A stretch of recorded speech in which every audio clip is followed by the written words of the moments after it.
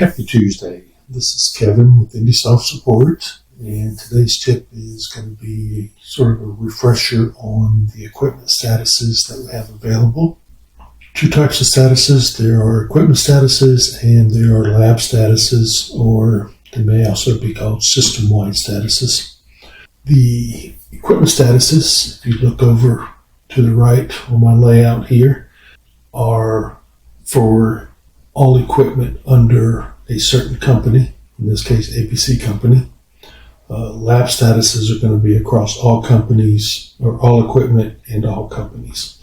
So these are always going to stay the same regardless of what company you're on, regardless of what piece of equipment you're viewing. Equipment statuses would potentially change depending on what company you've selected. So for example, this company, ABC company, I have on-site calibration and outsource labeled for statuses 1 and 2, equipment statuses 1 and 2. And if I switch companies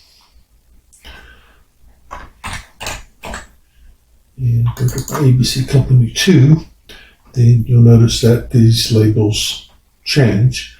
However, the actual database field is status 1, status 2. So to set these up, you would go to the company that you want to change the labels to, and then go into your company preferences and custom captions. And under custom statuses, you have the labels for status 1, status 2 here. Okay. And again, if you wanted to set them up for the ABC company, you would pull up ABC company.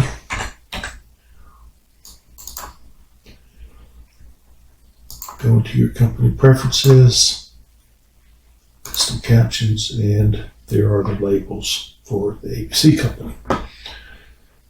Okay, so you may have noticed that when I switch between companies, these lab status labels, they stay the same.